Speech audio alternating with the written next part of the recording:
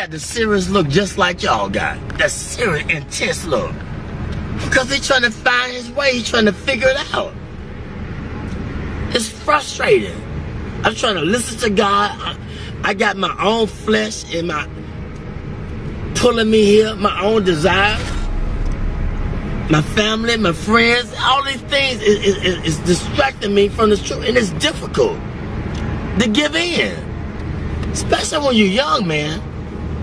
But if you can go through it, you'll come out like gold. If I can go through the fire. They don't want to go through the fire. They want to the lotto and go to Jamaica and the Bahamas and do their own selfish thing.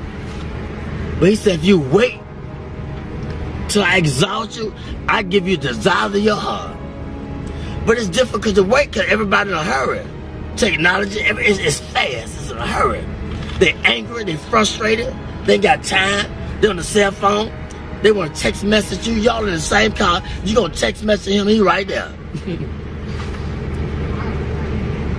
You know what I'm saying?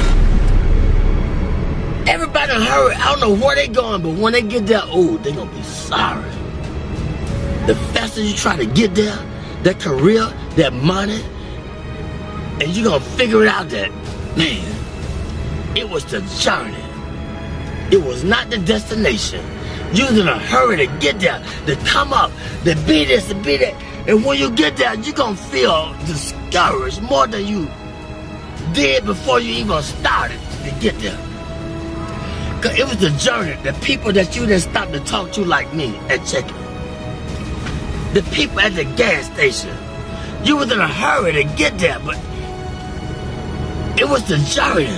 The more humble you be, then the more you can be fulfilled with the truth. But when you think you got it and you on your way, then you're gonna get less of it because can't nobody talk to you. You can't stop. You're in a hurry. It's a difficult thing, but you got it. I see the intensity. He's showing you how to relate, connect to the people. I would say this. It's a man with pushing a basket. This man right here, they brilliant now. Don't look at the outside appearance. I've seen him in action. He was pushing a basket, and I was under the bridge, and I was talking to everybody except him. He was the last person I talked to. He said, why didn't you talk to me first? He said, I should have talked. He said, don't you ever pass by a man pushing a basket and don't acknowledge him. I never do it in my life again. I talk to the person pushing that basket. How's your day? How you doing? I talk to the homeless people because he said, be careful how you entertain strangers. And most people that came off the street and they got their career together, they won't even let you know that they've been through it. They try to act brand new. It's a testimony. What you go through, it's for us to inspire somebody else. It's for me to pull the weak ones up. It's for you to pull the weak ones up. We don't go through this because of our own selfish reasons. We go through this to give them a testimony of how far God has brought me. It was never about me. I thought about me. Why I'm going through this. He said, back up, man. Who you going to inspire? Who you going to tell somebody about the glory, the grace of God if you don't go through it? Get out of yourself. And once I step back, I be seeing the deep things of God. And so I don't play with him. I don't ask him for a lot. I just say, give me my portion for the day. I don't want a lot of things. Just give me enough that I can deal with. He said, I give you, but fulfill your bond greater than you can ever ask. I know what you desire. I know what you need. But Lord, give me my portion where I can be grateful, where I can be thankful. They unthankful. They unholy. They ungrateful. They got a job. They don't want the job. They got 40 hours. You can't work on Saturdays. You can't work on Sundays. Now you got 3 days. They always complaining and griping and murmuring. Stop it. He said, be grateful with the little things. And wait, and I put you there. But he gonna put us in a place where they appreciate me in the job.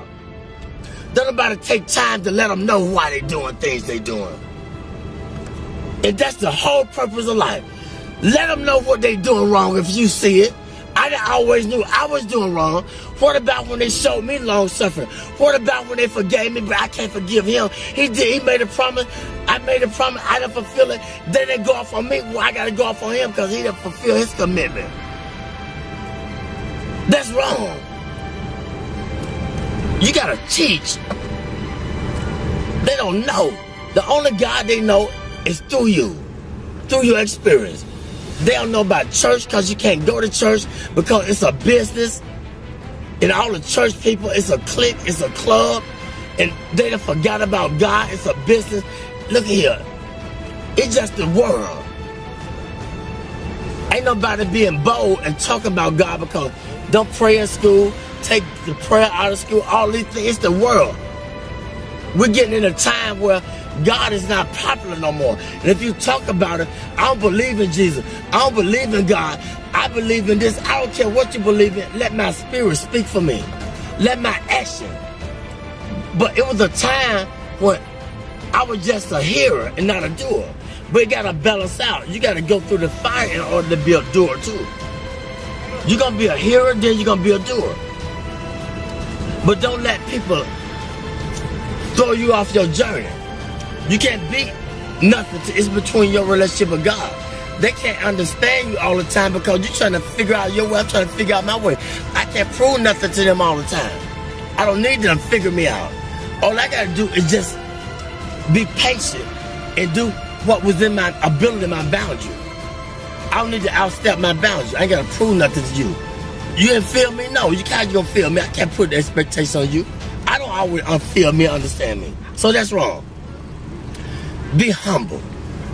Acknowledge him in all your ways. When I do wrong, I said something wrong to offend you, forgive me. I got to say it right away, get it over with. If I offend somebody at work, look, if they persecute me, look at God trying to strengthen me to show them who I serve. I say I believe, I'm working with it. Well, teach them. They don't know. They don't know why they doing that to me. Let your light shine among men. They might glorify your Father in heaven. It's real, man. I experience it all the time, 24/7. But I asked for it. I wanted to be a preacher when I was 6, but I didn't know the price I had to pay. Much wisdom, much grief, much sorrow. Ain't no other way you gonna get it. But if you can just go through the fire, you'll be like gold. When you take the jewelry to the pawn shop, how do they determine if it's real or fake? They put it through the acid test. They put the fire upon it. This is how we know if we're real or fake. We're going to go through the fire. You're going to have disagreement with each other, but it's okay. You're going to be friends. But if you have a disagreement, it's just a different agreement. That don't mean you ain't got to see him no more and talk to her or talk to her or whatever. I ain't got nothing to hide. My burdens are heavy, but when I'm weak, he's strong through me. He speaks through me. The weaker I get, the more frustrated I get with my life. And I did this, I did that.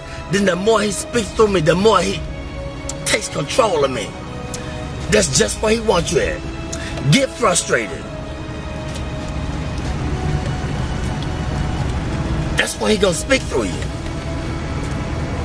But he gotta get you in that point where ain't nowhere else to go but to him. He said, those that I love, I correct them. I chastise them. When you go to jail, it's called the Department of Correction, rehabilitation.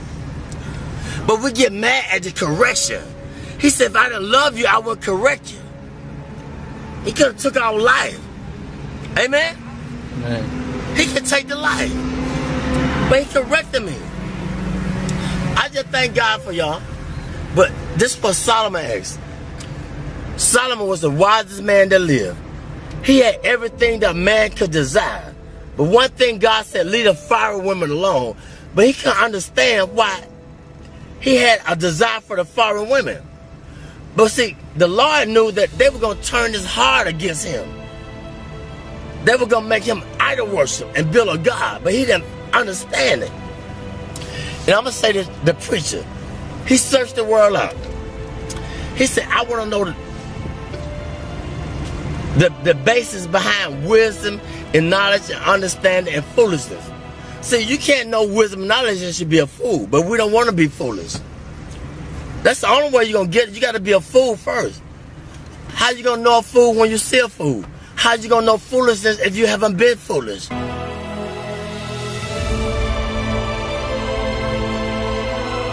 See, you can't know wisdom and knowledge and should be a fool, but we don't want to be foolish.